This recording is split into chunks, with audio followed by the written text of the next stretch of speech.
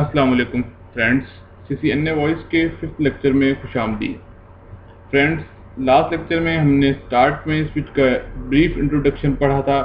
इसके बाद मैंने आपसे सिस्को IP टेलीफोनी इक्विपमेंट के बारे में डिस्कस किया था, जिसमें हमने call processing servers, IP telephony applications और सिस्को IP फोन्स के बारे में पढ़ा था। लास्ट लेक्चर में आपको कुछ IP फ़ोन की मैंने स्नैपशॉट्स दिखाई थी और मैंने आपसे कहा था कि आप मज़ीद इसको डिटेल में ज़रूर पढ़ें गूगल से। लेकिन मुझे पूरी उम्मीद है कि आप भी मेरी तरह के स्टूडेंट हैं, तो आप में से किसी ने भी हिम्मत नहीं की होगी देखने की। तो जिन दोस्तों ने अभी तक नहीं देखा, उनसे मैं दोबारा कहता हूँ कि वो आज के लेक्चर के बाद अगेन थोड़ी सी डिटेल देखें और अपनी हैबिट बना लें गूगल से मज़ीद डेटे को पढ़ने की। आज के लेक्चर में हम सिस्को IP टेलीफोनी डिज़ाइंस को बेसिकली डिस्कस करेंगे और एक डिज़ाइन डायग्राम को हम सिलेक्ट कर लेंगे जिसको हम अपने आने वाली लैब्स में यूज़ करेंगे। इसके बाद सिलेक्ट होने वाली जो डायग्राम होगी उसको हम मज़ीद डिटेल्स में देखेंगे, उसके पार्ट्स को डिवाइड करके, ताकि हम लोग के लिए जो कम्युनिकेशन है वो समझना आसान हो जाए। फॉर एग्जांपल, हम किस किस तरह IP फ़ोन कनेक्ट कर सकते हैं उस डायग्राम से रिलेटेड। सिस्को IP फ़ोन्स को हम पावर कैसे दे सकते हैं, उसमें जो हमारे पास डिवाइस होगी, स्विच होगा, कॉल मैनेजर होगा, उसको हम कॉन्फ़िगर कैसे कर सकते हैं, स्विच का रोल क्या होगा, वो सारी चीज़ें हम उसके अंदर डिस्कस करेंगे। आज के लेक्चर में हम स्विच के रोल तक लाजमी इंशाल्लाह डिस्कस करेंगे। अब हम बाकायदा आज के लेक्चर का आगाज़ करते हैं। ये पहली स्लाइड आपको हमेशा की तरह नज़र आ रही है, जिसमें उर्दू IT अकेडमी का लोगो है, कुछ IP टेलीफोन नज़र आ रहे हैं, CCNA वॉइस लेक्चर 5 लिखा हुआ नज़र आ रहा है और आज के लेक्चर का name Cisco IP telephony design diagrams. चलिए जी, देखते हैं हम नेक्स्ट हमारे पास क्या है। सिस्को IP टेलीफोनी सॉल्यूशंस, कितनी तरह के सॉल्यूशंस या कितनी तरह के मैक्सिमम जो हमें सिस्को रिकमेंड करता है वो कौन से हैं, हम किन किन वेज से डिप्लॉय कर सकते हैं सिस्को IP टेलीफोनी को, वो कौन कौन से हैं। फर्स्ट जो है हमारे पास single site solution. Single site solution का मतलब ये है कि कुछ ऑफिसेस या कुछ कंपनीज में इतना होता है कि उनका जो सिस्टम होता है, उनका सारे का सारा वर्क होता है, वो सिर्फ एक ऑफिस पर मुश्तमिल होता है। तो उस ऑफिस में जब आपने IP टेलीफोनी लगानी होती है तो उसको कहते हैं सिंगल साइट सॉल्यूशन। इसमें सिंगल साइट सॉल्यूशन आपको ये जब भी आप डिप्लॉय करते हैं उससे पहले आपको पता होना चाहिए कि आप जो डिप्लॉयमेंट कर रहे हैं वो सिंगल साइट के लिए है या मल्टी साइट्स के लिए है। क्योंकि सिंगल साइट्स के लिए आपको कुछ कार्ड्स नहीं लगाने पड़ते, कुछ रिक्वायरमेंट्स जो फुलफिल होती हैं उनकी ज़रूरत नहीं पड़ती, लेकिन मल्टी साइट्स में उनकी ज़रूरत पड़ती है। इसीलिए आपने हमेशा मेक श्योर करना है कि कौन सा आप डिज़ाइन सॉल्यूशंस अपनी क्लाइंट को जब डिप्लॉय करने लगे हैं, कौन सा आप डिप्लॉय करने लगे हैं उसको भी बताएं और ख़ुद भी आपको पता होना चाहिए, ताकि आप उसको जो रिकमेंडेशन दे रहे हैं वो सिंगल साइट की दे रहे हैं या मल्टी साइट्स की दे रहे हैं। समटाइम ये होता है कुछ कंपनीज सिंगल साइट डिप्लॉय करवाती हैं, लेकिन उनका फ्यूचर में प्लान होता है मल्टी साइट्स का। उस चीज़ को भी आप अपने कंसीडर में रखें, जहन में रखें और उसी के हिसाब से फिर आप अपने इक्विपमेंट का जो सिलेक्शन है उस हिसाब से करें, सिंगल साइट सॉल्यूशन के हिसाब से। सेकंड ऑप्शन है हमारे पास multi site with centralised solution. एक तो मैंने आपसे डिस्कस किया, सिंगल साइट ये है कि आपको सिर्फ एक ही ऑफिस है।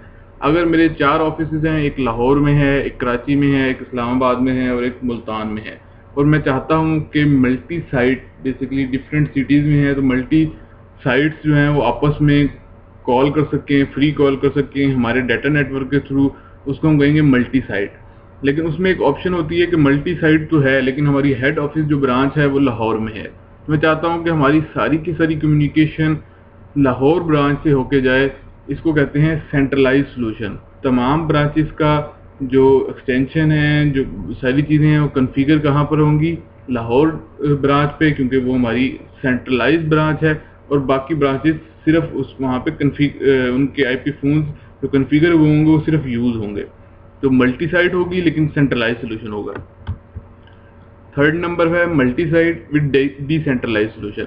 Multi site with decentralise solution का मतलब ये है कि हमारे पास डिफरेंट साइट्स हैं और हर साइट इंडिपेंडेंटली वर्क करेगी, लेकिन जब उनकी आपस में कम्युनिकेशन होगी तो वो मल्टी साइट इन्वायरमेंट में होगी, लेकिन जब खुद वर्क करेंगी कॉल्स के लिए या किसी भी पर्पस के लिए तो वो अपना इंडिपेंडेंट उनके ऊपर वो होंगी, उनका किसी चीज़ के ऊपर डिपेंडेंट नहीं होंगे।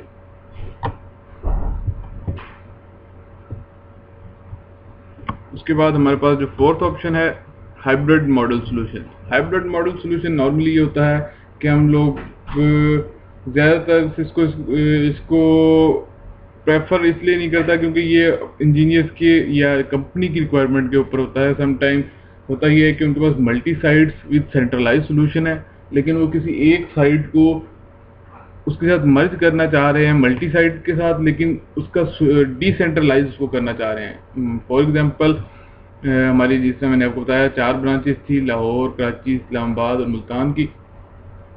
तो मुल्तान की जो हमारी साइट है वो बेसिकली हम लोग चाहते हैं कि इंडिपेंडेंट वर्क करे, लेकिन वो हमारे पूरे के पूरे नेटवर्क के साथ अटैच हो। तो बाकी जो साइट्स होंगी वो सेंट्रलाइज होंगी लाहौर के साथ, लेकिन मुल्तान सेंट्रलाइज नहीं होगी, वहाँ पे अलग PBX लगा हुआ होगा, वो उसको कंट्रोल कर रहा होगा, लेकिन वो मल्टी साइट के अंदर होगा। तो यानी आपके पास सेंट्रलाइज और डिसेंट्रलाइज का जो कम्बिनेशन जो दोनों आप यूज़ करना चाहें उसको कहते हैं हम हाइब्रिड मॉडल, तो आप यूज़ कर सकते हैं। अब हम इनको मज़ीद डिटेल में 1 बाय 1 देखते हैं कि ये इनकी बेसिकली डिज़ाइंस हम इसको कैसे कर सकते हैं, एक लॉजिकली डिज़ाइन कैसे कर सकते हैं। सिंगल साइड सोल्यूशन, पहला हमारे पास ऑप्शन है सिंगल साइड सोल्यूशन। ये देखिए जी, ये सिंगल साइड सोल्यूशन का आपके पास डायग्राम आ गई है। मैं आपको मज़ीद इसको इलस्ट्रेट कर देता हूँ। सिंगल साइड सोल्यूशन में आप देख रहे हैं ये आपको जो कलर में पूरा बॉक्स नज़र आ रहा है ये आपको सिंगल साइट को रिप्रेजेंट कर रहा है। इसके अंदर क्या क्या चीज़ें हैं वो हम 1 बाय 1 डिस्कस करते हैं। ये हमारे पास इसके अंदर जो है कॉल मैनेजर एक्सप्रेस है और जो तमाम के तमाम IP फोन्स को रजिस्टर भी करेगा, उसके अलावा ये गेटवे की फंक्शनैलिटी भी देगा। 2 ऑप्शन ये आपको देता है कॉल मैनेजर एक्सप्रेस का भी और गेटवे का भी, यानी PBX के लिए के भी ये काम करेगा और गेटवे के तौर पे भी काम करेगा। गेटवे क्या होता है, किसी भी आप इसकी एग्जांपल ले लें, किसी भी घर से बाहर जाने का जो रास्ता होता है वो गेट होता है। तो किसी भी नेटवर्क से बाहर जाने का जो भी रास्ता होगा वो उसका गेटवे कहलाएगा। तो इस पूरे नेटवर्क के जो सिंगल साइड जो कलर में आपको नज़र आ रहा है उससे बाहर जाने का जो रास्ता है, इस पूरे से जो बाहर जाने का जो रास्ता है वो ये वाला है। तो इसलिए इस पे जो आखिरी जो डिवाइस है वो आपकी गेटवे कहलाएगी, उसके ऊपर आप गेटवे की कॉन्फ़िगरेशन करेंगे। उसके अलावा आपको इस डायग्राम में ये स्विच नज़र आ रहा है। आपके कॉल मैनेजर एक्सप्रेस से डायरेक्ट हम क्या करेंगे, एक स्विच कनेक्ट करेंगे और उस स्विच के ऊपर कुछ कॉन्फ़िगरेशंस करेंगे और उसके साथ अटैच करेंगे हम अपने IP फोन्स। IP फोन हमेशा स्विच के साथ अटैच होते हैं क्योंकि ये IP बेस काम करते हैं। तो IP बेस काम कम्युनिकेशन के लिए इनको स्विच के साथ कनेक्ट करके आपको कॉन्फ़िगरेशन करनी पड़ती हैं। अगर हम लोगों के पास कुछ पुराने एनालॉग फ़ोन्स हैं जो घरों में यूज़ होते हैं, नॉर्मल फ़ोन्स, अगर हम वो चाहते हैं कि हम कनेक्ट करें अपने नेटवर्क्स में और उसको भी यूज़ करना चाहें तो हम उनको स्विच के साथ अटैच नहीं करेंगे बल्कि डायरेक्ट कॉल मैनेजर एक्सप्रेस के साथ अटैच करेंगे और उसके लिए एक स्पेशल कार्ड यूज़ होता है और उस VIC कार्ड उसे कहते हैं बेसिकली वॉइस इंटरफेस कार्ड, और उस कार्ड पे एक कोड होती है FX फॉरेन एक्सचेंज स्टेशन, ये उस पोर्ट का नाम है। उससे बेसिकली एनालॉग फ़ोन या सम टाइम ये होता है कि फैक्स मशीन अटैच होती है। जो हमारा कॉल मैनेजर एक्सप्रेस है उसी के साथ आपकी ट्रंक लाइंस अटैच होती हैं। ट्रंक लाइंस का मैंने आपसे स्टार्टिंग के लेक्चर्स में भी डिस्कस किया था। वो लाइंस जो PTCL या आपके PSTN नेटवर्क से आएँ जिनके थ्रू हम बाहर कॉल कर सकें अपने मोबाइल पे या किसी भी PTCL नंबर पे या किसी भी आउटसाइड नंबर पे, वो लाइन आपकी ट्रंक लाइंस कहलाएंगी। ट्रंक लाइंस की डिफरेंट टाइप्स हैं, वो एनालॉग भी हो सकती हैं, डिजिटल भी हो सकती हैं और IP बेस्ड जिन्हें आजकल SIP भी कहा जाता है वो भी हो सकती हैं। वो उसकी हम जब डिटेल्स पढ़ेंगे उसमें बाद में जाएंगे कि कौन सी का क्या क्या पर्पस है और क्या क्या बेनिफिट्स हैं और क्या क्या ड्रॉबैक्स हैं। अभी सिर्फ मैं आपको ये बता रहा हूँ कि जो ट्रंक लाइंस हैं वो कॉल मैनेजर एक्सप्रेस के साथ अटैच होंगी, और जिस पोर्ट के साथ बेसिकली अटैच हो रही हैं, मैं ये अज्यूम कर रहा हूँ कि एनालॉग लाइन है। अगर एनालॉग लाइन होगी तो उसकी जो पोर्ट होगी उसको हम कहते हैं फॉरेन एक्सचेंज ऑफिस, और इसके लिए भी VIC ही कार्ड यूज होता है। समटाइम ये होता है कि VIC कार्ड में 2FX, अगर आप उस तरह का ले रहे हैं, FXO हैं और 2FXS पोर्ट्स हैं, उससे आप यानी दो ट्रंक लाइंस और 2 आप स्टेशंस कोई भी कनेक्ट कर सकते हैं। ऑफिस से मुराद ये है कि जो ऑफिस यानी PTCL या मेन हब से आपकी मेन सेंट्रल ऑफिस से जो लाइंस आती हैं उनको फॉरेन एक्सचेंज ऑफिस कहते हैं, और एस से मुराद ये है कि जो आपके स्टेशंस हैं उनको कनेक्ट करने के लिए, एनालॉग स्टेशंस को कनेक्ट करने के लिए यूज होती है। तो ये सिंगल साइट में बेसिकली यही कुछ पैरामीटर्स होते हैं। आपका स्विच होता है, आपके IP फोन्स होते हैं, आपका PBX, और PBX के साथ जो मैंने आपको लॉजिकली बताया कि कौन कौन सी चीज़ किस किस चीज़ के साथ कनेक्ट होती है। IP फोन कभी भी डायरेक्ट कनेक्ट नहीं हो सकते, स्विच के थ्रू कनेक्ट होते हैं। इसी तरह एनालॉग फोन स्विच के थ्रू कभी कनेक्ट नहीं होते, हमेशा डायरेक्ट कनेक्ट करते हैं उनको कॉल मैनेजर एक्सप्रेस के साथ। और जो इसके अलावा जो आपके पास कॉल मैनेजर एक्सप्रेस है उसी के ऊपर ट्रंक लाइंस को अटैच करते हैं और उन पोर्ट्स पे अटैच करते हैं जिनको हम FXO कहते हैं। FXX जो यूज होती हैं वो एनालॉग जो स्टेशंस हैं उनको कनेक्ट करने के लिए यूज होती हैं। सेकंड हम देखते हैं जी multi site with centralised solution. तो ये जो डायग्राम है multi site with centralised solution है, इसमें मैं आपको बता दूं कि इसमें बेसिकली मैंने आपको बताया था कि कॉल जो मैनेजर है वो मल्टी साइट्स की आपको फंक्शनैलिटीज देता है सेंट्रलाइज्ड सोल्यूशन में। तो उसी को मैंने इस डायग्राम में यूज़ किया है आपको समझाने के लिए। ये हमारे पास एक लाहौर की ब्रांच है और ये सेकंड ब्रांच हमारे पास इस्लामाबाद की है। ये मैंने कनेक्ट किया यहाँ पे, ये हमारी देखें, ये हमारा स्विच है, ये हमारा IP फोन है। ये जो देखें ये अब हमारे पास है call manager, CM call manager. अच्छा, कॉल मैनेजर हमेशा कनेक्ट होता है स्विच से और उसको हम कॉन्फ़िगर करते हैं। इस केस में ये होता है कि ये जो आपका राउटर है ये सिर्फ एज ए गेटवे काम कर रहा होता है। इसमें थोड़ी सी चेंजिंग है। कॉल मैनेजर एक्सप्रेस के केस में होता है कि गेटवे ही आपका PBX होता है, लेकिन कॉल मैनेजर के केस में आपके पास अलग से हार्डवेयर होता है। मैंने आपको 2 चीज़ें बताई थी, आपको याद होगा, कॉल मैनेजर एक्सप्रेस जो राउटर बेस्ड सोल्यूशन है और दूसरा है कॉल मैनेजर जिसका अलग हार्डवेयर यूज होता है, MCS 7800 सीरीज के नॉर्मली यूज होते हैं। ये जी कॉल मैनेजर, ठीक है। ये आपकी एक साइड, और दूसरी साइड भी सेम ऐसे ही है, स्विच के साथ IP फोन अटैच हैं और स्विच जो अटैच है वो गेटवे के साथ अटैच है। लेकिन ये इस साइड पे आप देखें, इस्लामाबाद वाली साइड पे आपको कोई PBX नज़र नहीं आ रहा। इसका मतलब ये सारे के सारे फ़ोन रजिस्टर्ड हैं इस PBX के साथ। इनकी कॉन्फ़िगरेशन ऐसे की गई हैं कि ये रजिस्ट्रेशन इनकी इस PBX के साथ है। यानी ये मल्टी साइट तो है, लेकिन जो टेलीफोनी सोल्यूशन है आपका वो सेंट्रलाइज है, वो लाहौर में ही डिप्लॉय हुआ है। ये multi site with centralise solution की एक एग्जांपल है। नेक्स्ट हम देखते हैं multi site with decentralise solution. ये देखें जी multi site with decentralise solution.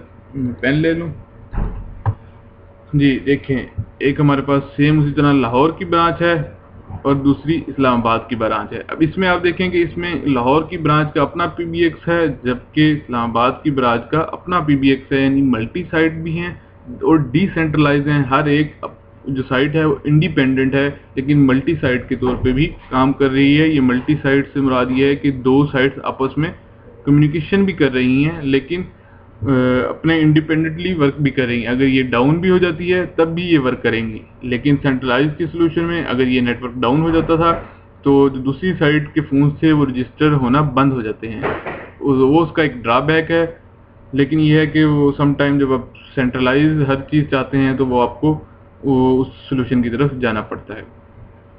बाकी इसमें आपको सेम उसी तरह स्विच नज़र आ रहा है, IP फोन है, और ये इसमें आपको एक नज़र आ रहा है गेट कीपर। ये पहले बहुत यूज़ होता था, आजकल बहुत कम यूज़ होता है। Gatekeeper basically normally use होता है कि आपके जो भी जिस तरह के भी बैंडविड्थ से रिलेटेड इश्यूज़ हैं, कॉल मैनेजमेंट से रिलेटेड इश्यूज़ हैं, वो सारी की सारी मैनेजमेंट आप गेटवे या कॉल मेजर पे करने की बजाय आप सेंट्रलाइज गेटकीपर पे यूज कर लेते हो।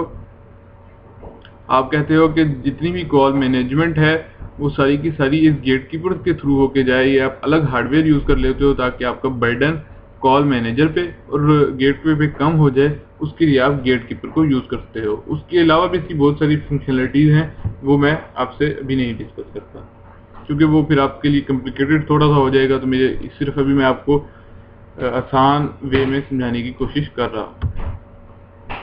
अच्छा जी, हमारे पास 3 तरह के थे। हाइब्रिड को मैंने आपको ऑलरेडी बता चुका हूँ कि हाइब्रिड सेम मल्टी साइड के ही सोल्यूशन होता है, लेकिन उसमें एक साइड एक्स्ट्रा ऐड हो जाती है। अब हमारे पास जो सिंगल साइड थी बेसिकली, जो हमने डिस्कस की थी, उसको हम फाइनली डिस्कस करते हैं कि उसको बेस्ट किस वे में हम यूज कर सकते हैं, और हम अपनी लैब्स में भी उसी को यूज करेंगे। और ज़्यादातर जो 90% आजकल डिप्लॉयमेंट है उसी तरह सिंगल साइड की होती है, जो मैं अब आपको डायग्राम दिखाने लगा हूँ। ये देखें जी, ये सिंगल साइड की डायग्राम है। इसमें और जो फर्स्ट डायग्राम थी उसमें सिर्फ थोड़ा सा चेंज है, वो मैं आपको बताता हूँ क्या चेंज है। ये मैंने आपको बताया था। ये हाईलाइट में आपको सिंगल साइड सोल्यूशन नज़र आ रहा है, कॉल मैनेजर भी है, स्विच भी है, आईपी फोन भी है। लेकिन अब आईपी फोन अटैच हैं किसके साथ? पीसी के साथ। इसमें ये है कि आपके पास पूरे कंप्लीट स्ट्रक्चर के अंदर आपके पास डाटा प्लस वॉइस, ये दोनों at the same time deploy हुए हैं, और इनके लिए आपको अलग केबलिंग या अलग स्ट्रक्चर की ज़रूरत नहीं पड़ी। आपने क्या किया, जो आप डिप्लॉयमेंट आईपी फ़ोन के लिए कर रहे थे, आपने आईपी फ़ोन के साथ तमाम के तमाम जो कंप्यूटर्स हैं, पीसीज हैं, उनको अटैच किया, और कॉन्फ़िगरेशन आपने उस हिसाब से की कि आपकी दोनों जो डाटा भी आपका काम करे और वॉइस भी काम करे, जबकि आपके पास केबल भी एक हो और इक्विपमेंट भी एक हो। ये इसका जो बेनिफिट है जो आईपी टेलीफोनी का, वो यही है जो हमने शुरू में पढ़ा था कि आपको केबलिंग से आप बच जाते हो, आपको पीबीए, आपको वॉइस और डाटा के लिए अलग अलग सोल्यूशन डिप्लॉय नहीं करने पड़ते, बल्कि आप एक ही सोल्यूशन, एक ऐसा सोल्यूशन डिप्लॉय करते हो जिसमें वॉइस भी होती है और डाटा भी होता है, तो उसको आप यूज़ करते हो। इसी तरह इसके साथ अटैच है पीएसटीएन की लाइन, जिसे हमने कहा था कि ये क्या है, ट्रंक लाइन्स है। ठीक है जी। अच्छा, इसके अंदर और मैं आपको बताता हूँ कि हम बेसिकली इस पूरी डायग्राम को हम अपने आने वाले लेक्चर्स में डिस्कस करेंगे। हम कैसे कैसे डिस्कस करेंगे, सबसे पहले तो मैं आपको बताऊंगा कि आप आईपी फोन्स को पावर कैसे दे सकते हैं। ठीक है, उसके बाद मैं आपको बताऊंगा स्विच का रोल क्या होता है, स्विच को कॉन्फ़िगर कैसे करते हैं।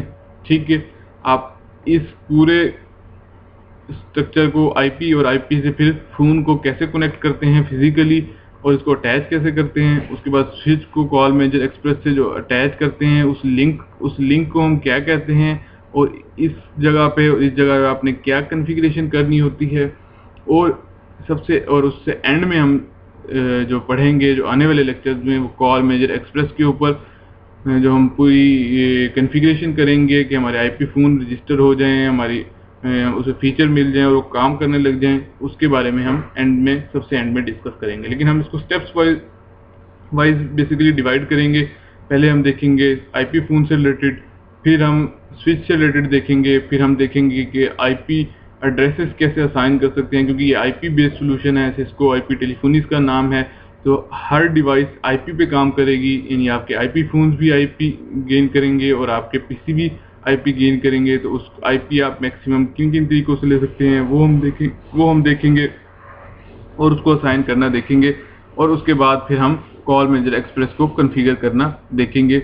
और उस कॉल मेजर एक्सप्रेस को करने के बाद जब हमारे पास इंटरनली हमारे पास एक्सटेंशंस काम करने लग जाएंगी, उसके बाद हम देखेंगे कि अब हमारे पास जो आउटसाइड पे जाने के लिए कौन कौन सी ट्रंक लाइंस हैं, एनालॉग ट्रंक लाइंस हैं, डिजिटल हैं, आईपी बेस्ड हैं, वो कौन सी हैं, क्या नेम है उनके, और उनको हम कैसे कैसे कॉन्फ़िगर कर सकते हैं। ये हम सब अपने आने वाले लेक्चर्स में इन्हीं को डिस्कस करेंगे बहुत डिटेल में। और ये हम इस कंप्लीट स्ट्रक्चर को हम इंशाल्लाह डिटेल में पढ़ेंगे। और यही अगर आपको आ जाता है तो आप समझ लें कि आप किसी भी साइट पे जाके इसको डिप्लॉय कर सकते हैं, इसको कॉन्फ़िगर कर सकते हैं, और आपका CCNA वॉइस पूरे का पूरा इसमें कवर होता है। CCNA वॉइस, इवन के C वॉइस का जो पेपर है उसका भी 70% पार्ट इसी ही डायग्राम के अंदर है।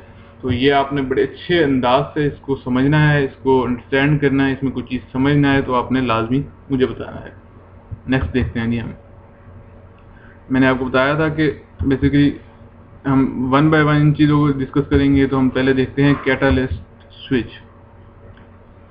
जी, कैटालिस्ट स्विच का मतलब ये है कि जो हमारे पास जो स्विच हमने यूज़ किया हुआ था उसके कौन कौन से रोल्स हैं, आखिर किस वजह से हम उसको यूज़ करते हैं। यहाँ पे उसका एक जो मेन पर्पस होता है, सम टाइम ये होता है कि हमने IP फोन्स को पावर देनी होती है। एक तो उसका की रोल ये है कि अगर हमने इन लाइन पावर या पावर ऑफ इथरनेट, जिसे हम कहते हैं नॉर्मली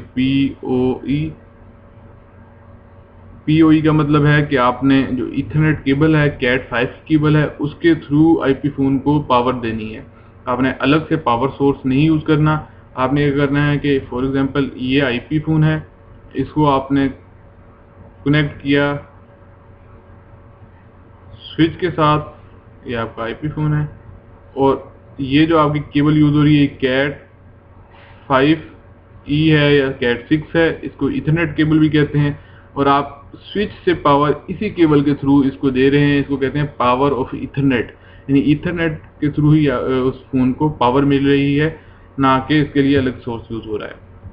दूसरा इसका पर्पस, जो इसका जो की रोल है, पर्पस तो नहीं आप कह सकते, लेकिन जो की रोल है स्विच का, जो इस डायग्राम में मेंशन किया गया है, वो एक ये है कि आप इसके ऊपर VLANs कॉन्फ़िगर करते हैं और वॉइस VLANs कॉन्फ़िगर करते हैं। VLANs और वॉइस VLANs बेसिकली अभी सिर्फ आप ये समझें कि वॉइस VLANs और डाटा VLANs, हम दो तरह की VLANs कॉन्फ़िगर करते हैं ताकि हमारी जो ट्रैफिक है डाटा की और वॉइस की जो ट्रैफिक है वो आपस में मर्ज ना हो सके, आपस में उनका कोई प्रॉब्लम ना हो। उसके लिए हम डिफरेंट VLANs, डिफरेंट उनको VLANs में असाइन करते हैं। VLANs की भी थोड़ी सी आगे डिटेल आ रही है, फिर मैं आपको मज़ीद इसके बारे में बताता हूँ।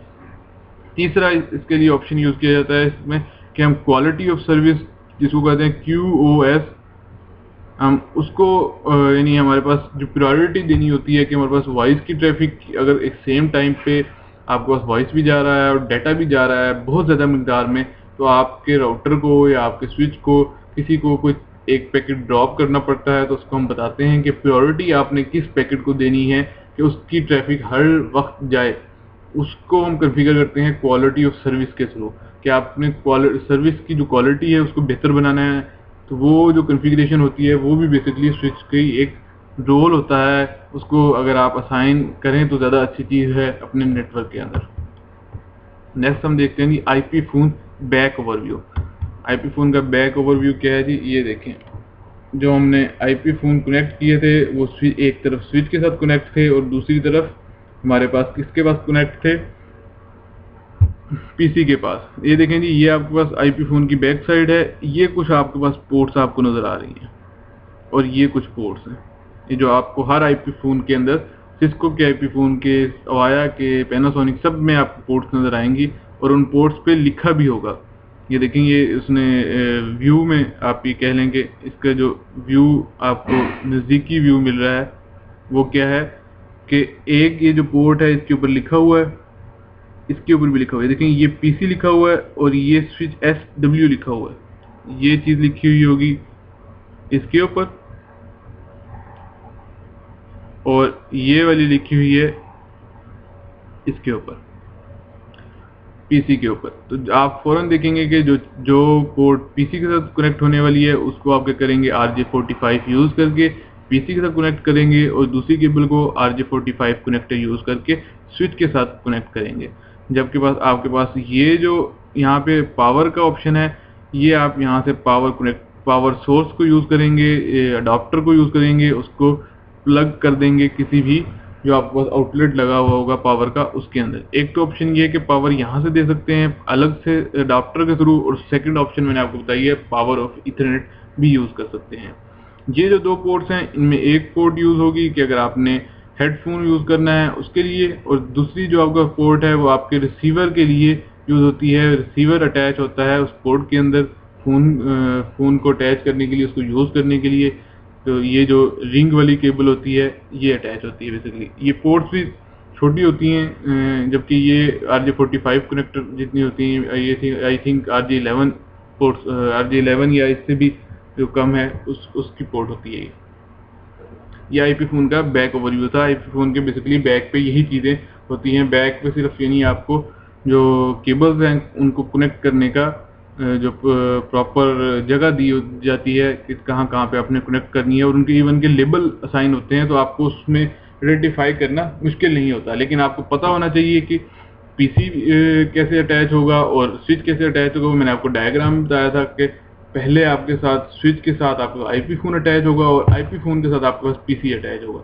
ये नहीं है स्विच के साथ पहले आपने अगर पीसी अटैच कर दिया है फिर आपके पास इस तरह का डाटा एंड वॉइस के कम्बिनेशन का आपके पास ऑप्शन नहीं होता। आईपी फ़ोन में ये कम्बिनेशन होता है कि एक ही केबल के थ्रू आप कनेक्ट करके आगे अपने कनेक्शन को आगे पीसी को अटैच कर सकते हैं। यानी पावर मेथड कौन से हैं, तो मैंने आपको बताया था कि हम पावर ऑफ इथरनेट से भी दे सकते हैं, अडाप्टर से भी दे सकते हैं। इसको मज़ीद डिटेल में हम देखते हैं। 3 ways of providing power to your phone. कितने वेज हैं जी? 3 वेज, 3 तरीके हैं जी। कौन से हैं? एक तो पावर ब्रिक है, इसको भी हम देखते हैं। मिड स्पैन पावर है, पावर ऑफ इथरनेट स्विच है। पावर ब्रिक क्या है कि वॉल पावर, यानी आप अडाप्टर के थ्रू अपने आईपी फ़ोन को पावर दे सकते हैं। मिड स्पैन पावर ये है कि पैच पैनल आप एक यूज़ करते हैं, उसके थ्रू आप पावर इंजेक्ट करते हैं। और थर्ड ऑप्शन है PoE स्विच, कि आप पावर इथरनेट जो पोर्टेबल स्विच है उसको यूज़ करते हैं और उससे आप आईपी फ़ोन को बेसिकली पावर देते हैं। इसको हम डायग्राम्स के थ्रू देखते हैं। फर्स्ट ऑप्शन हमारे पास है पावर ब्रिक। ये देखें जी, पावर ब्रिक की डायग्राम ऐसे है कि आपके पास non power of Ethernet switch, यानी एक ऐसा स्विच जो पावर ऑफ इथरनेट को सपोर्ट नहीं करता, वो स्विच आप लेंगे। बेसिकली ये PoE, 2 तरह के स्विचेस होते हैं, PoE और नॉन PoE। कभी भी आप लेने जाएं तो आपसे पूछेगा। जो PoE स्विच हैं ये कॉस्टली होते हैं और ये इतने कॉस्टली नहीं होते non PoE switch as compare to power of Ethernet. अगर हम उनके साथ कंपेयर करें तो power of Ethernet switches costly होते हैं। अच्छा, PoE स्विच को आप अटैच करेंगे नेटवर्क के साथ, जो भी आपका नेटवर्क है, PBX लगा हुआ है आपका, IPPBX या आपका गेटवे है, उसके साथ एक तरफ उसने बनाया हुआ कि ये आपके नेटवर्क के साथ कनेक्ट होगा। दूसरी तरफ देखें, इथरनेट कनेक्शन आईपी फ़ोन के साथ है और आईपी फ़ोन में अटैच है आपके पास पावर अडॉप्टर। ये पावर अडॉप्टर है, इसमें पावर, यहाँ पावर ब्रिक भी लिखा हुआ है, पावर अडॉप्टर, ठीक है।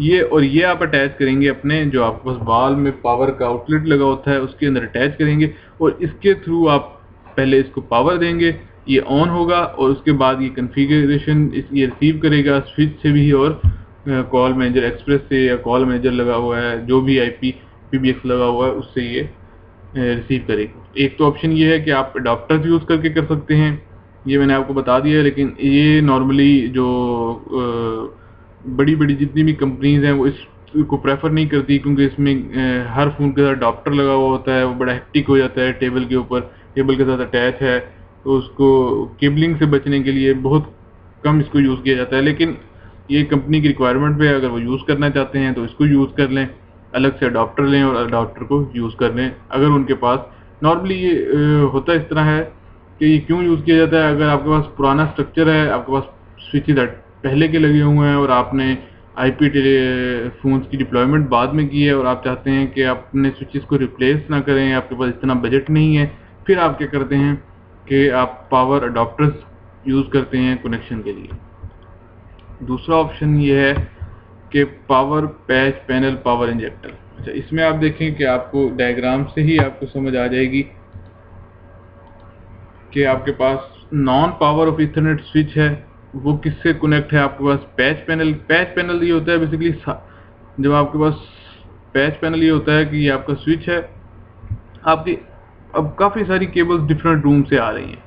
अब वो आप डायरेक्ट जो है स्विच के साथ कनेक्ट नहीं करते, क्योंकि डायरेक्ट कनेक्शन का ये होता है कि सम टाइम लूज वगैरह आपने कनेक्टर करना होता है, कनेक्टर चेंज करना होता है। तो अगर उस डायरेक्ट स्विच के साथ कनेक्ट हो तो उसको आपको मैनेज करना बड़ा मुश्किल हो जाता है। उसके लिए आप क्या करते हो, एक पैच पैनल यूज करते हो, वो स्विच की तरह का होता है, उसमें सिर्फ आकी केबल्स कनेक्ट होती हैं और वो जाके फिर स्विच से कनेक्ट होती हैं, इस तरह करके सारी केबल्स। लेकिन उसमें आपको मैनेजमेंट अच्छी मिल जाती है कि आपने जितने भी कनेक्टर चेंज करने हैं या लेबल्स देने हैं वो आप पैच पैनल के ऊपर दे लेते हो। ये अक्सर जब आप सर्वर रूम्स में डिप्लॉयमेंट कर रहे होते हो तो आप इसकी डिप्लॉयमेंट करते हो, और ये यूज़ किया जाता है अच्छे इन्वायरमेंट्स में। अच्छे इंजीनियर इसको प्रेफर करते हैं पैच पैनल को। इसकी मजीद मैं आपको, अगर आप कहेंगे तो मैं डायग्राम दिखा दूंगा कि कैसे एक सर्वर के अंदर पैच पैनल यूज़ हुआ होता है। अच्छा, उसमें ये होता है कि अब वो इस डायग्राम में ये बताया गया है कि आपके पास non power of Ethernet switch है, वो आपके साथ अटैच है पैच पैनल के साथ, और आपने पैच पैनल को एक आउटसोर्स यानी आउटलेट से आपने क्या दिया है, पावर दे दी है। और तमाम जो आईपी फोन हैं वो बेसिकली पैच पैनल का कनेक्ट हैं, तो वो पावर किससे गेन करेंगे, इससे। एक ऑप्शन ये भी है कि पावर्ड पैच पैनल आप यूज करते हैं और पावर जो है पैच पैनल से आप उनको दे देते हैं। ये भी बेसिकली सेंट्रलाइज पावर देने का एक मेथड है। थर्ड ऑप्शन जो है वो सबसे ज़्यादा पॉपुलर है, जो सबसे ज़्यादा यूज़ किया जाता है। जी, सबसे पॉपुलर ऑप्शन मैंने आपको बताया है कि पावर ऑफ इथरनेट स्विच है, जो अब हम डिस्कस करने लगे हैं। ये देखें जी, इसमें मैं आपको समझाता हूँ कि बेसिकली हो क्या रहा है। देखें, एक हमारे पास स्विच यूज़ किया गया है जो PoE power of Ethernet switch basically है, और ये PoE सपोर्ट करता है। पावर ऑफ इथरनेट की कैपेबिलिटी को सपोर्ट करता हुआ स्विच हम उसको अपने नेटवर्क में लगाएंगे और उससे डायरेक्ट कनेक्ट करेंगे आईपी फोन्स, और वो आईपी फोन्स इस स्विच से बेसिकली क्या करेंगे, पावर लेंगे और इससे ही कनेक्ट होंगे। इसको हम कहते हैं power of Ethernet switch method. एक दो मेथड मैंने आपको पहले ही डिस्कस किए हैं, एक पैच पैनल का है, एक डायरेक्ट अडॉप्टर का है, और तीसरा और जो सबसे पॉपुलर आजकल यूज होने वाला ऑप्शन है वो ये है PoE switch, power of Ethernet capable switches आप यूज करें, और उसके लिए ना तो आपको अलग से अडॉप्टर लगाने की जरूरत है, ना पैच पैनल के थ्रू पावर देने की जरूरत है। डायरेक्ट PoE स्विच से आप पावर अपने आईपी फोन्स को या आईपी डिवाइसेस को दे सकते हैं। आईपी डिवाइसेस में और भी बहुत सारी चीज़ें आती हैं, तो आप आईपी फोन को भी दे सकते हैं, आईपी डिवाइसेस को भी दे सकते हैं। तो दो तरह के स्टैंडर्ड नॉर्मली यूज होते हैं जो इसके लिए पावर के लिए। एक तो सिस्को प्री स्टैंडर्ड देता है, और दूसरा ये है कि 802.3AF ये IEEE स्टैंडर्ड है, जो IEEE ने स्टैंडर्ड बनाया हुआ है कि आप इतनी पावर मैक्सिमम एक डिवाइसेस को दे सकते हैं एक पोर्ट के थ्रू। ये पावर के जो स्टैंडर्ड है उसको आपको फॉलो करना पड़ता है। उसका एक चार्ट भी मैं आपको दिखाता हूँ पावर स्टैंडर्ड्स का। ये देखें, डिफरेंट आईपी फोन मॉडल्स हैं और उनकी PoE टाइप भी मैंने लिखी हुई है कि कौन कौन से IEEE को सिर्फ उनको सपोर्ट करते हैं और कौन से दोनों को सपोर्ट करते हैं, सिस्को प्री स्टैंडर्ड को भी और 802.3AF को भी। ये देखें PoE टाइप, ये डिफरेंट मॉडल्स हैं। ये मॉडल्स इंक्रीज हो रहे हैं, 7906, 7911, 7936 कॉन्फ्रेंस है। इन मॉडल्स की मैं आपको मजीद डिटेल ऑलरेडी बता चुका हूँ। इस सिर्फ डायग्राम में ये बताने का मकसद है कि दो तरह के बेसिकली स्टैंडर्ड है, एक सिस्को प्री स्टैंडर्ड है और एक IEEE का स्टैंडर्ड है। दोनों स्टैंडर्ड पावर के लिए यूज होते हैं। IEEE के स्टैंडर्ड में बेसिकली होता है कि 15 जो वाट है वो बेसिकली एक पावर की आउटपुट मैक्सिमम यूज कर सकती है, मैक्सिमम वाट। ये देखें जी, ये स्विच की एक मैंने आउटपुट लेके यहाँ पे आपको दिखाई है कि स्विच में अगर आप करें शो पावर इन लाइन, तो आपको पावर ऑफ इथरनेट स्विच में टोटल वाट पता चल जाते हैं कि कितने वाट को मैक्सिमम सपोर्ट करता है। ये देखें, ये आपको नजर आ रहा होगा अवेलेबल कितनी है, शो पावर इन लाइन हमने किया है, ये शो पावर इन लाइन की कमांड, और ये हमारे पास अवेलेबल है 360 वाट मैक्सिमम ये स्विच पावर असाइन कर सकता है। अब इसमें ये देखें कि यहाँ पे आपको नजर आ रहा होगा सबसे एंड में मैक्सिमम आउटपुट है 15.4 वाट। ये हर एक पोर्ट मैक्सिमम ये आउटपुट दे सकती है। अब आगे आपके डिवाइसेस पे डिपेंड करता है वो कितनी आउटपुट यूज़ करते हैं। ये देखें कि 7970 10.3 को यूज़ कर रहा है, 7912 6.3 को यूज़ कर रहा है, 6.3 को, 6.3 को। तो ये आपके आईपी डिवाइस के ऊपर डिपेंड करेगा कि वो कितनी आईपी पावर को यूज़ कर रहा है, कौन से स्टैंडर्ड, सिस्को प्री स्टैंडर्ड को यूज़ करते हुए या IEEE के स्टैंडर्ड को यूज़ करते हुए। लेकिन maximum power 15.4 output power IEEE के मुताबिक एक पोर्ट में डिवाइड होती है नॉर्मली। ये तमाम PoE डिवाइसेस जितनी भी हैं वो इसी स्टैंडर्ड को फॉलो करती हैं, IEEE के ही स्टैंडर्ड को फॉलो करती हैं, क्योंकि ये वर्ल्ड वाइड रिकग्नाइज स्टैंडर्ड हैं, इनको ही फॉलो किया जाता है। मज़ीद इसको समझने के लिए आप ये समझ लें कि एक इंग्लिश जितना एक अब कॉमन लैंग्वेज बन चुकी है जिसकी हर एक को समझ आती है, उसी को फॉलो किया जाता है जब आप आउटर वर्ल्ड में जाते हैं किसी और कम्युनिकेशन के लैंग्वेज के अलावा। इसी तरह IEEE के ही स्टैंडर्ड्स को फॉलो किया जाता है, ना कि आप अपना कोई स्टैंडर्ड बना के। लोग जो ओपन स्टैंडर्ड होते हैं वो बनते हैं, उनके पॉपुलर भी होते हैं, वो भी यूज़ किए जाते हैं, लेकिन उनको रिकग्नाइज करते हुए टाइम लगता है। IEEE में ये होता है कि बहुत सारे इंजीनियर्स, बहुत सारे सर्टिफाइड लोग उसको ऑथेंटिकेट करते हैं कि ये अब स्टैंडर्ड प्री मेच्योर स्टैंडर्ड है, इसको आप यूज़ कर सकते हैं, तभी वो लोगों को दिया जाता है। तो इसीलिए IEEE के स्टैंडर्ड्स को हर कोई फॉलो करता है, हर कोई से मुराद ये कि हर वेंडर उसको फॉलो करता है, चाहे वो सिस्को हो, चाहे वाया हो, या कोई भी पैनासोनिक हो या एरिक्सन हो, कोई भी वेंडर हो उसको यूज़ करता है। स्विच कॉन्सेप्ट, तो जी मैंने पावर के आपको ऑप्शन बता दिए, मैंने आपको बताया था कि स्विच के रोल क्या क्या हैं, उसके बाद मैंने आपको बताया कि आपके पास फ़ोन का बैक व्यू क्या है, और आपको बताया कि आप मैक्सिमम पावर के जो कनेक्शन हैं वो किस किस तरह लगा सकते हैं। अब हम बताते हैं जी स्विच कॉन्सेप्ट्स क्या हैं। स्विच कॉन्सेप्ट्स में आपको कुछ लिखा हुआ इसमें नज़र आ रहा है, मैं आपको बताता हूँ कि ये एक नॉर्मल आपके पास इस तरह का एक स्विच होता है, उसमें ये डिफरेंट पोर्ट्स होती हैं, और उन पोर्ट्स के थ्रू आप क्या करते हो, पीसी कनेक्ट करते हो RJ45 कनेक्टर यूज़ करते हुए, और केबल कौन सी होती है, कैट 5 कैटेगरी या 6 कैटेगरी, जो भी आप यूज़ करना चाहें वो यूज़ करते हैं। अच्छा, एक स्विच बेसिकली उसके नॉर्मल स्विच की जो होता क्या है उसको मैं आपसे ऑलरेडी डिस्कस कर चुका हूँ कि दो पीसी का कम्युनिकेशन प्रोसेस कैसे स्टार्ट होता है और बाद में कैसे वर्क करते हैं। लेकिन एक जनरल व्यू स्विच का ये है कि स्विच की हर पोर्ट एक कुलियन डोमेन पोर्ट होती है, 1 कुलियन डोमेन पर पोर्ट। 1 कुलियन डोमेन का मतलब ये है कि स्विच की ब्रॉड का जो कुलियन है, बेसिकली हब के केस में मैंने बताया था कि जब भी कोई पैकेट जाता है तो तमाम पोर्ट्स पर ब्रॉडकास्ट होता है, और सेम टाइम पे अगर दो पीसीज डाटा भेज रहे हो तो वो ब्रॉडकास्ट होगा और कुलियन पैदा होगी। तो जो कुलियन पैदा होती है वो तमाम पोर्ट्स को इफेक्ट करती है, इसलिए उस पूरे की कुलियन डोमेन क्या होती है, 1 होती है हब के केस में, अगर ये हम हब लें। लेकिन स्विच के केस में ऐसा नहीं होता था, हमारे पास कुलियन नहीं होती थी। तो स्विच के केस में स्विच की हर पोर्ट के अंदर कुलियन हो सकती है, लेकिन इसका मतलब ये कि स्विच की जितनी पोर्ट्स हैं हर एक अपनी एक अलग कुलियन डोमेन रखती है जहाँ पे कुलियन पैदा हो सकती है। कुलियन का मतलब ये टुकराना, पैकेट्स का टकरा जाना बेसिकली कुलियन होता है। Broadcast send to all ports, अगर स्टार्ट में हमारे पास कम्युनिकेशन है तो हमारे पास ब्रॉडकास्ट क्या होगी, तमाम पोर्ट्स पे जाएगी सिवाय उसके जिसने डाटा भेजा है। फॉर एग्जांपल, अगर इसने कोई डाटा भेजा है PC3 के पास और इसके पास स्विच में क्या है, उसकी कॉन्फ़िगरेशन नहीं है, MAC address destination MAC address नहीं है, तब वो क्या करेगा, इसकी ब्रॉडकास्ट करेगा, इस पोर्ट के अलावा बाकी तमाम पोर्ट्स पर ब्रॉडकास्ट कर देगा। 1 सबनेट पर लैन।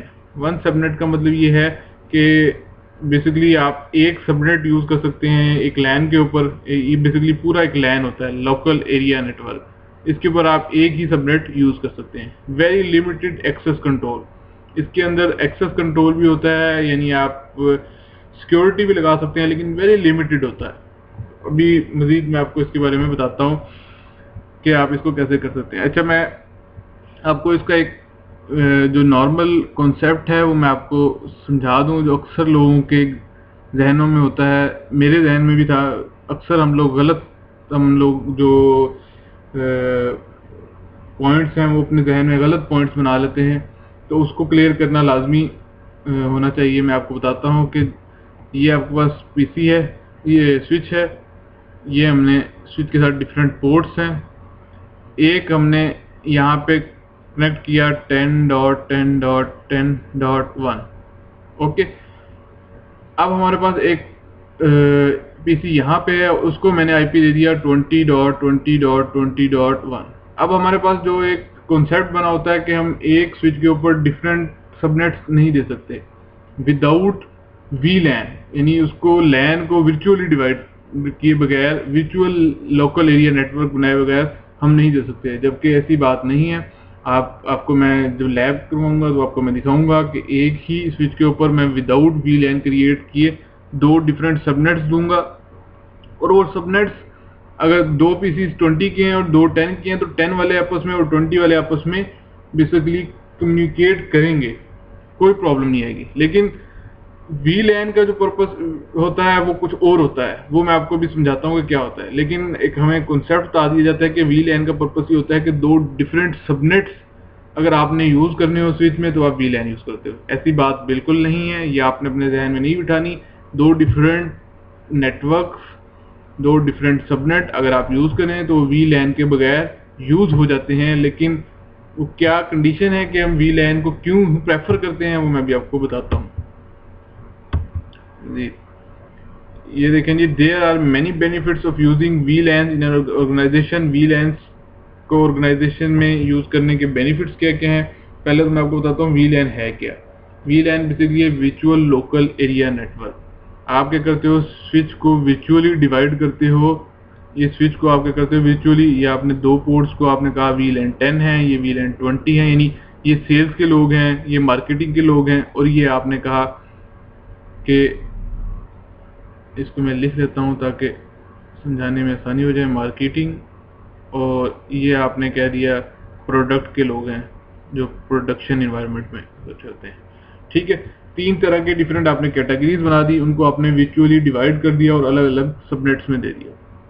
सबनेट्स का मैंने बताया था अलग अलग यूज कर सकते हैं, लेकिन वर्चुअल लैन्स बनाने का मतलब ये है कि जब आप अलग अलग सबनेट तो यूज करते हैं ना, तो अगर आप VLANs नहीं बनाते तो आपके पास जो ब्रॉडकास्ट होती है 20.255 वाला जो ब्रॉडकास्ट का पैकेट है वो तमाम पोर्ट्स पे चला जाता है अगर आप VLAN नहीं बनाते। 2 डिफरेंट सबनेट जरूर यूज हो जाते हैं, इसको मैं आपको लैब में दिखाऊंगा।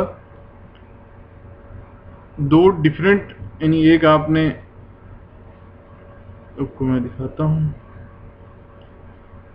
कि ये 10 वाला नेटवर्क है और ये 20 वाला नेटवर्क है। 2 डिफरेंट VLAN बनाए बगैर यूज हो जाते हैं, लेकिन जिस तरह ही इसका ब्रॉडकास्ट पैकेट जाता है ये तमाम पोर्ट्स पे सेंड हो जाता है ब्रॉडकास्ट पैकेट। तो इस ब्रॉडकास्ट को डिवाइड करने के लिए आप वर्चुअल लैन बनाते हो। वर्चुअल लैन की अगर आपसे कोई डेफिनेशन पूछे तो आपने शॉर्ट वर्ड्स में कहना है, शॉर्ट वर्ड्स में divide VLAN basically divide the broadcast domain. Broadcast domain यानी पूरी ब्रॉडकास्ट जो डोमेन होती है उसको डिवाइड करता है, उसको वर्चुअल लैन कहते हैं। जितनी VLANs बनी होती हैं स्विच के अंदर उतनी ही उसकी ब्रॉडकास्ट डोमेन्स होती हैं। इसका ये मतलब है सिंपल। ब्रॉडकास्ट डोमेन का मतलब ये होता है कि आपका अलग अलग बिल्कुल नेटवर्क है, एक 10 का है, एक 20 का है, एक 30 का है फॉर एग्जांपल, तो हर एक का अलग अलग ब्रॉडकास्ट एड्रेस है, तो वो अलग अलग ही सेपरेट ही वर्क यूज होता है। इसकी मजीद अगर हम डिटेल में आप जाना चाहते हैं तो आप स्विच के बेसिकली लेक्चर्स को लाजमी देखें, CCNP स्विच के या CCNA वॉइस के स्विच के पार्ट को आप इसको मजीद ज़्यादा डिटेल में देख सकते हैं। अगर फिर भी किसी को कुछ आइडिया इसमें थोड़ी सी कन्फ्यूजन होगी तो मैं मजीद इसको डिस्कस कर दूंगा, और मैं इसको लैब में भी, अपनी लैब में भी मजीद इसको एलेबरेट करूंगा ताकि आपके जहन में कन्फ्यूजन ना रहें। अभी आप सिर्फ ये याद रखें कि VLAN स्विच के ऊपर हम VLANs क्रिएट करते हैं। VLANs का पर्पस ये होता है कि आप डिफरेंट नेटवर्क्स को यूज़ कर सकें। Divide the broadcast domain, VLAN basically broadcast domain को डिवाइड करता है। यहाँ पे आप देखेंगे लॉजिकल ग्रुप यूजर्स होते हैं। लॉजिकली यानी आपके सेल्स के, मार्केटिंग के, प्रोडक्ट के सेगमेंट्स ब्रॉडकास्ट डोमेन की सबनेट्स होती हैं, सबनेट कोरिलेशन होती है, एक्सेस कंट्रोल यूज़ कर सकते हैं, क्वालिटी ऑफ सर्विस यूज़ कर सकते हैं। उसके अलावा इसमें आपको बताया गया है कि अगर सेल्स के लोग कुछ यहाँ पे हैं, कुछ देखें ये पिंक आपको नजर आए यहाँ पे हैं और कुछ यहाँ पे हैं, इस तरह भी आप यूज़ कर सकते हैं। और दो डिफरेंट स्विचेस को कनेक्ट करने के लिए आप क्या करते हैं, एक ट्रंक लिंक यूज़ करते हैं। अच्छा, मैं आपको थोड़ा सा और बता दूं कि स्विच की जो पोर्ट्स होती हैं, बेसिकली ये आपको स्विच है, स्विच की हर स्विच में दो तरह की पोर्ट्स होती हैं, या वो एक्सेस पोर्ट होगी या वो ट्रंक पोर्ट होगी। अब एक्सेस पोर्ट और ट्रंक पोर्ट में डिफरेंस क्या है? जो पोर्ट्स आपके डिवाइसेस के साथ, पीसीज के साथ कनेक्ट होती हैं, वो एक्सेस पोर्ट्स होती हैं, सारी की सारी एक्सेस पोर्ट्स होती हैं। और बाय डिफॉल्ट सिस्को के तमाम स्विचेस की तकरीबन तमाम ports by default access ports होती हैं इनेबल्ड, ठीक है। और जो पोर्ट्स आप, जिन पोर्ट से आप कनेक्ट कर रहे हो स्विच टू स्विच, वो होती हैं ट्रंक पोर्ट्स। यहाँ पे आप कॉन्फ़िगरेशन भी करते हो, ट्रंक उस एक्सेस को ट्रंक पोर्ट बनाने के लिए आप कॉन्फ़िगरेशन भी करते हो, वो भी हम करेंगे। लेकिन मैं आपको बता रहा हूँ कि एक्सेस पोर्ट में और ट्रंक पोर्ट में डिफरेंस ये है कि एक्सेस पोर्ट जो होती है वो आपके डायरेक्ट पीसी वगैरह डायरेक्ट एंड पॉइंट उससे कनेक्ट होता है, और ट्रंक पोर्ट से आप स्विच टू स्विच कनेक्शन के लिए ट्रंक पोर्ट यूज करते हो और ट्रंक लिंक यूज करते हो। बेसिकली एक्सेस पोर्ट पे आपके पास क्या होता है कि जिस तरह ही पैकेट आता है, ठीक है, ये इसने एक पैकेट भेजा, ये क्या करेगा, अगर ये वीलैन के वीलैन प्रोडक्ट के अंदर इसका वीलैन आईडी फॉर एग्जांपल मैं कहता हूँ 10 है, तो अगर ये 10 का है तो ये वीलैन को ऐड करेगा और फिर आगे कम्युनिकेशन को करवाएगा। इसी तरह जब पैकेट इसके पास रिसीव होने लगेगा तो ये इस पैकेट के ऊपर से वीलैन टैग, वीलैन आईडी हटाएगा और उसको यूज करेगा। जबकि ट्रंक लिंक पे ना तो वीलैन आईडी अटैच होता है और ना ही लगता है। इसके वीलैन के कॉन्सेप्ट्स को मजीद मैं आपको पैकेट्स वाइज के किस तरह पैकेट वीलैन आईडी अटैच होता है और वीलैन आईडी रिमूव होता है, ये मैं आपको जब अगले लेक्चर में आईपी के बाद मैं आपको ये 10 मिनट का आपको ओवरव्यू दूंगा। जैसे मैंने स्विच के दो पीसीज के दरमियान आपको बताया था कि पैकेट बेसिकली स्टार्ट में कैसे कैसे होता है, आर्क कैसे चलती है और उनकी कम्युनिकेशन कैसे स्टार्ट होती है। इसी तरह स्विच के वीलैंस का मैं आपको बता दूंगा कि एक पैकेट जब स्विच के एक सोर्स से एक डेस्टिनेशन तक जाता है तो वो किस तरह वीलैन आईडी को वीलैन आईडी को अटैच करता है और वीलैन आईडी को रिमूव करता है। उस पूरे कम्युनिकेशन प्रोसेस को मैं आपको समझा दूंगा ताकि आपको कंफ्यूजन ना रहे। अभी आपने सिर्फ दो चीज़ें याद रखनी है कि एक, आपके पास वीलैन होती क्या है, डिवाइड द ब्रॉडकास्ट में। स्विचेस में वीलैंस कॉन्फ़िगर इसलिए करते हैं कि डिफरेंट पर्पस, डिफरेंट सबनेट्स को हम यूज़ करना चाहते हैं और उनकी ब्रॉडकास्ट को हम डिवाइड करना चाहते हैं, इसलिए हम वीलैंस को वर्चुअल लोकल एरिया नेटवर्क्स को यूज़ करते हैं। स्विच की जो तमाम पोर्ट्स होती हैं वो एक्सेस पोर्ट्स होती हैं और उनको हम कुछ पोर्ट्स को एज ए ट्रंक पोर्ट भी यूज़ कर सकते हैं। Trunk port switch to switch connection के लिए यूज़ होती है, जबकि एक्सेस पोर्ट हमारे पास एंड पॉइंट को कनेक्ट करने के लिए होती है। अभी सिर्फ आपने इतना याद रखना है, बाकी मजीद इसकी पैकेट कैसे रिसीव होता है, सेंड होता है और रिसीव होता है, वो पूरा कम्युनिकेशन प्रोसेस में आपको 10 से 15 मिनट में मजीद समझाऊंगा नेक्स्ट लेक्चर में। ये भी देखें वीलैन ट्रंकिंग एंड टैगिंग का, ये वही मैंने आपको बताया कि इसी स्लाइड को ही मैंने आपसे नेक्स्ट में डिस्कस करूंगा क्योंकि इसमें थोड़ा सा ज़्यादा हो जाएगा लेक्चर, इस वजह से मैं ज़्यादा डिटेल में नहीं जा रहा। इसमें ये देखेंगे ये आपके पास पैकेट जा रहा है होस्ट ए से होस्ट बी तक। यहाँ पे उसने दिखाया कि यहाँ पे जो पैकेट की पास जो फील्ड्स हैं वो क्या हैं, डाटा फील्ड होती है। सोर्स का मैंने आपको बताया था, सोर्स आईपी, डेस्टिनेशन आईपी होना चाहिए, सोर्स मैक होना चाहिए, डेस्टिनेशन मैक होना चाहिए डेस्टिनेशन पे जाने के लिए, और वीलैन टैग, यानी अगर आपके पास वीलैन्स भी यूज़ हो रही हैं तो वीलैन का टैग होना भी लाजमी है।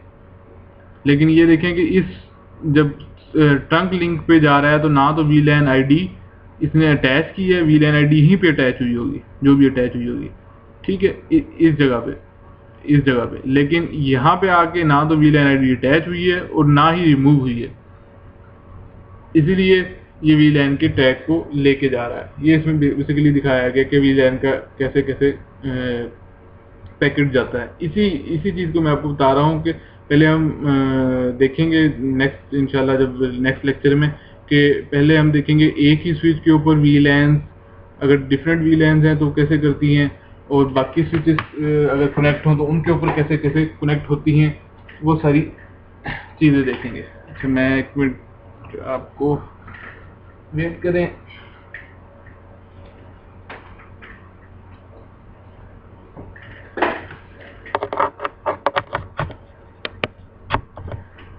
जी, नेक्स्ट में हम देखते हैं जी हमारे पास नेक्स्ट में क्या है, understanding of voice VLANs। Basically क्या होता है कि हम लोग अपने नेटवर्क में जब हम VLANs कॉन्फ़िगर करते हैं, जो ख़ास तौर पे सिस्को IP टेलीफोनी जो हम डिप्लॉय कर रहे होते हैं, तो उसमें हमारे पास जो पर्पस होता है वो यही होता है कि हमारे पास एक हम डाटा VLAN बनाएं और एक हम क्या कॉन्फ़िगर करें, वॉइस VLAN। ये देखिए, ये लिखा हुआ है डाटा VLAN और एक वॉइस VLAN, ताकि हमारे पास डाटे की ट्रैफिक अलग रहे, वॉइस की ट्रैफिक अलग रहे, क्योंकि हमारे पास जो केबल है वो एक ही यूज़ हो रही होती है स्विच की, वही हमारे पास IP फ़ोन के साथ अटैच होती है और वही हमारे पास PC के साथ अटैच होती है। तो उसमें ये है कि फिर हम अलग अलग VLANs यूज़ करते हैं ताकि उनकी ट्रैफिक जो है आपस में मर्ज ना हो, उसके लिए हम नॉर्मली यूज़ करते हैं। एक लिंक के ऊपर दो डिफरेंट VLANs नहीं जाती अगर वो एक्सेस पोर्ट है, लेकिन इस केस में जब हमारे पास ये, क्योंकि हमारे पास एंड पॉइंट्स हैं, यहाँ पे एक्सेस पोर्ट होती है, यहाँ पे हम दो तरह की VLAN अगर ट्रांसफ़र करवाना चाहते हैं तो सिर्फ एक ही केस बचता है कि हम वॉइस VLAN को कॉन्फ़िगर करें। वॉइस VLAN एक ऐसी स्पेशलिटी आपको प्रोवाइड करता है कि आप एक्सेस पोर्ट पे दो VLANs का डाटा ट्रांसफ़र कर सकते हैं। अदरवाइज एक्सेस पोर्ट पे सिर्फ एक ही VLAN का डाटा ट्रांसफ़र होगा और किसी भी VLAN का डाटा ट्रांसफ़र नहीं होगा अनटिल कि आपके पास उस पोर्ट पे वॉइस VLAN कॉन्फ़िगर हो और वॉइस का डाटा आपके पास जा रहा हो। तो ये आपने याद रखना है कि एक्सेस पोर्ट पे एक ही VLAN का डाटा, ट्रंक पोर्ट पे मल्टीपल VLAN का डाटा जा सकता है। एक्सेस पोर्ट पे एक ही VLAN का डाटा जाएगा अनटिल कि अगर आपके पास वॉइस VLAN कॉन्फ़िगर है तो आपके पास स्पेशलिटी आपको एक सिस्को ने एक समझने की ऑप्शन दिया है कि अगर आपने एक्सेस पोर्ट पे दो VLANs बनानी है और एक डाटा के लिए एक वॉइस के लिए, वॉइस VLAN को कॉन्फ़िगर जब आप करेंगे तब वो एक्सेस पोर्ट के साथ कंपैटिबल होगा। ये देखें जी, स्विच की ये कॉन्फ़िगरेशन है, बेसिक कॉन्फ़िगरेशन। ये भी हम अपनी लैब में करेंगे। मैं आपको समझा दूं कि स्विच के जब आप कॉन्फ़िगरेशन मोड पे जाते हैं, अभी तक हमने कॉन्फ़िगरेशन स्विच के मोड्स नहीं देखे, तो नेक्स्ट लेक्चर में लैब से पहले ये हम इंशाल्लाह देख लेंगे कॉन्फ़िगरेशन मोड कौन कौन से हैं। उसके मोड पे जाके हमने सिर्फ VLAN 10 ये कमांड है, यानी VLAN का नेम और उसके बाद उसका ID नंबर आप देंगे तो VLAN आपकी क्रिएट हो जाएगी। अगर आप उसका नेम भी देना चाहते हैं आइडेंटिफिकेशन के लिए तो नेम दे दें। इस तरह VLAN 50 नेम डाटा और एंड, बस इससे ज़्यादा आपने VLAN कॉन्फ़िगर करने के लिए कुछ भी नहीं करना। ये आपकी VLAN कॉन्फ़िगर हो गई। शो VLAN ब्रीफ करके देखेंगे तो आपके पास भी पोर्ट्स का चार्ट आपको नज़र आएगा, जिसमें आपको नज़र आ रहा है कि VLAN की इंफॉर्मेशन, एक VLAN 1 जो है उसके आगे लिखा हुआ डिफ़ॉल्ट। तमाम पोर्ट्स इस VLAN 1 का पार्ट होती हैं, डिफ़ॉल्ट का पार्ट होती हैं। जब आप इन VLANs को कॉन्फ़िगर किए बगैर आप देखेंगे तो आपको ये दोनों नज़र नहीं आएंगी VLANs, लेकिन ये आपको नज़र आएगी। तो तमाम, अभी देखिए तमाम पोर्ट्स इसी का ही पार्ट हैं बाय डिफ़ॉल्ट, लेकिन अब हम देखेंगे कि अगर हम इसमें से एक या दो पोर्ट को इस VLAN का पार्ट बनाना चाहते हैं तो हम कैसे कॉन्फ़िगर करेंगे। ये देखें, अगर हम इन सारी इंटरफेस रेंज 02 से 24 तक की हम पोर्ट्स को क्या करते हैं, हम कहते हैं कि स्विच पोर्ट मोड एक्सेस। हम इसके मोड बता रहे हैं कि मोड एक्सेस है। स्पैनिंग ट्री फास्ट ये ऑप्शनल आपके पास कमांड है, ये भी देना चाहें तो दे सकते हैं। और इस पे मैंने आपको बता दिया कि ये जो पोर्ट है स्विच पोर्ट एक्सेस VLAN 50, यानी ये जितनी भी पोर्ट्स हैं, ये जो रेंज हमने दी है, ये एक्सेस VLAN 50 का पार्ट बन जाएं और VLAN 10 का भी पार्ट बन जाए। अब ये देखें वॉइस VLAN, अब ये VLAN 1 से निकल के तमाम पोर्ट्स किस में आ गई हैं, वॉइस VLAN में और डाटा VLAN में, दोनों का पार्ट बन गई हैं बेसिकली। तो ये हमने कॉन्फ़िगरेशन की है कि एक वीलैन्स क्रिएट की और पोर्ट्स को वीलैन में असाइन करने के लिए हमारे पास ये कमांड्स हैं। स्विच पोर्ट, एक ये वाली कमांड इम्पोर्टेंट है, मैं आपको बता दूं, ये वाली इम्पोर्टेंट है, ये वाली इम्पोर्टेंट है, और ये आपको असाइन करने के लिए, बेसिकली ये असाइनिंग के लिए है। ठीक है, जो भी आपने वीलैन आईडी के साथ अटैच करनी है वो है। तो इसको भी हम लैब में करके देखेंगे, आपको परेशान होने की ज़रूरत नहीं है। सिर्फ मैं आपको मज़ीद इसलिए बार बार बता रहा हूँ ताकि आपको इंटरमिक्स ना हो, कि हम जो पढ़ रहे हैं वो बहुत ज़्यादा ना हो जाए, क्योंकि मुझे पता है कि ये जब तक आप CCNP स्विच का या CCNA स्विच का पोर्शन नहीं पढ़ेंगे तब तक आपको कन्फ्यूजन रहेगी। उसी कन्फ्यूजन को ख़त्म करने के लिए जब मेरी अगली लैब होगी तो मेरी कोशिश होगी कि आपके स्विच से रिलेटेड जितने भी कन्फ्यूजन हैं वो ख़त्म हो जाएं। अभी आपने जो चीज़ें याद रखनी है वो ये है कि आप स्विच के अंदर वीलैन्स क्यों कॉन्फ़िगर करते हैं। स्विच की जो पोर्ट्स होती हैं वो दो तरह की होती हैं, एक्सेस पोर्ट्स होती हैं, ट्रंक पोर्ट्स होती हैं। एक्सेस पोर्ट्स किस के साथ कौन कौन सी चीज़ें कनेक्ट होती हैं, एंड पॉइंट। ट्रंक पोर्ट के साथ आपके पास स्विच टू स्विच के लिए यूज़ होती है ट्रंक पोर्ट। और आप वीलैन कैसे कॉन्फ़िगर कर सकते हैं, सिंपल वीलैन की कमांड से। उस वीलैन को कॉन्फ़िगर करने के बाद आपने क्या करना है, पोर्ट्स को वीलैन असाइन करनी है, और वो हम इस स्लाइड से हमने देखा है। नेक्स्ट हम देखते हैं जी Cisco IP phone boot process. Cisco IP phone boot process क्या है कि जब भी IP फ़ोन आपका इनिशियल स्टार्ट होता है तो वो किन किन फेजेस से गुजरता है वो हम थोड़ा सा व्यू इस स्लाइड में देखेंगे।